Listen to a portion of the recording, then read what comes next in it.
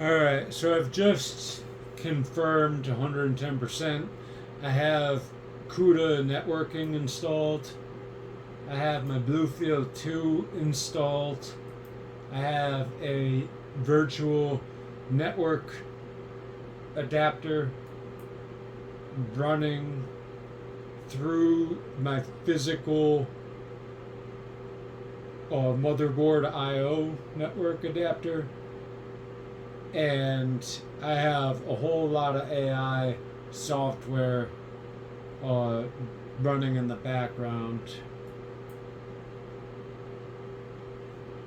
to further enable um, fast networking speeds, fast math in Python, and so on and so forth. I'm ignorant and I'm trusting the software that is being described accurately, in the description. But my performance is improved.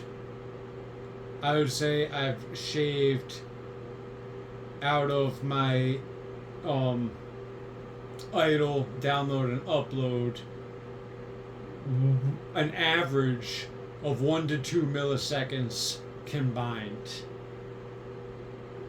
Meaning I'm getting, if you were to add all three of those numbers up before and after CUDA networking and AI, self-code writing AI, downloaded from Python, I shaved 1 millisecond, 1 to 2 milliseconds off of my total latency. So I'm happy about that. I haven't lost any functionality in my games. I'm getting errors.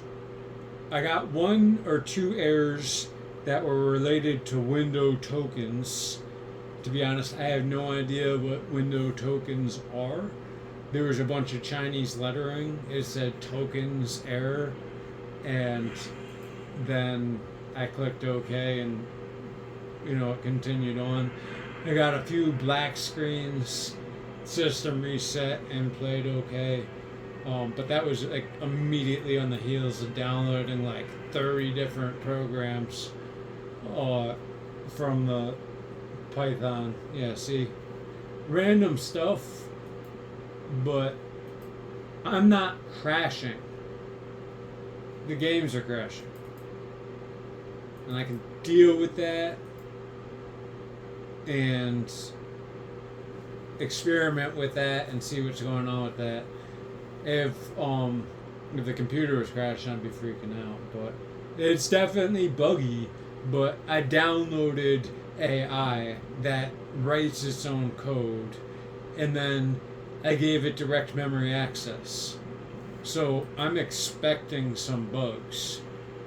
But I'm also optimistic that I'm going to go through a period of bugs and then come out the other end with enhanced performance. And while I have bugs currently, the fact of the matter is I don't have diminished performance. And like I said, at least in my networking speed and latency, I've definitely shaved. I've run that test several times, and I've ran it several times before. I've definitely shaved 1 to 2 milliseconds off my net, and that particular website is fairly consistent. Time of day and such really haven't impacted it at all.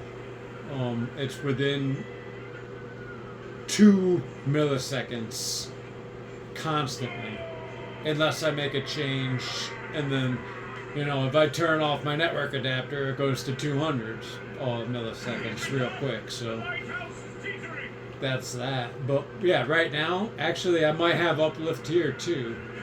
I have no overclocking. I mean, it's up there. I'm not gonna say I have uplift because these games, level to level, and depending on what's going on around you, the frames per second it's not a benchmark, but it's definitely 110% playable, and I would say I have anywhere between 99 and 105% of my previous frames per second. But again, I don't have the real, I don't want to say real CUDA. When you're downloading CUDA, it's like, do you want CUDA for networking or CUDA for your PC or host? And I put for networking because the last time I downloaded for the host, my computer crashed while I was playing, when I closed this particular game, and I was overclocking at the time, and it took me like a week and a half to get my computer back up and running the way it was supposed to. So I was scared, I'm not gonna lie, I was scared to download CUDA again. Even though I recognized afterwards that I had downloaded CUDA, but I hadn't downloaded Visual Studios, and I didn't really have the support software. Not that I don't think CUDA is a standalone product, but I think that I might have more stability now because of some of the debugging and self-writing stuff I have in there. I'm optimistic anyway, but yeah, I have 180 frames per second. It's playing great. I'm in 4K. It's, like I said, I have no doubt that I have no diminished performance, but I'm going to say 99% to regain some credibility on the topic, but it certainly feels to me as if my performance has some uplift to it. 180, 199, 200. These numbers are meaningless to me. This monitor is only up to 165 with overclocking, 144 standard. So it's all gravy to me. But what's really important to me is that I can game on it. I have lower latency. I have optimized offloading, and I have the appropriate intelligence to pick the correct processor.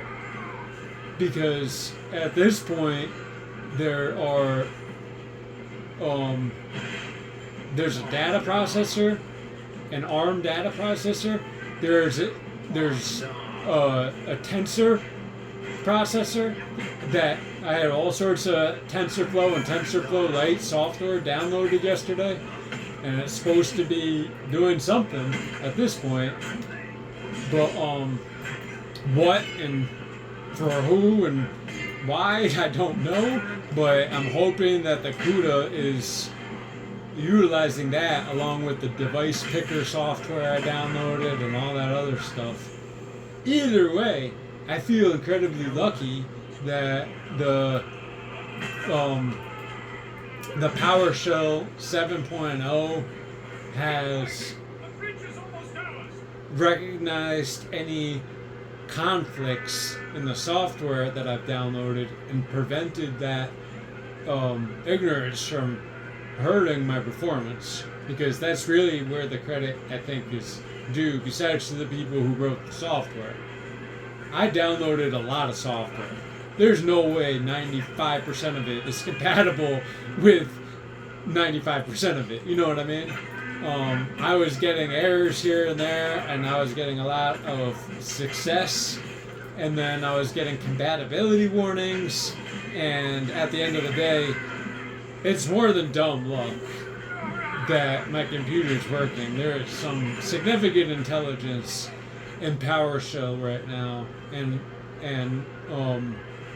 Python is definitely has a lot of free software available through its website, and that was a one-hit great shot. I got a hit in. Oh, I got him though. He knocked me to the ground with one shot, but I ended up getting him and getting resurrected. So winner, winner, chicken dinner. Anyway, that's pretty much the video. Actually, because I crashed last time when I closed this game, albeit it wasn't with CUDA networking, I suppose it wouldn't be fair. I've closed this game before, so I feel like I don't want to build false high confidence. But I can exit the game with no fear that I'm going to crash. And again, super consistent network speeds and super fast.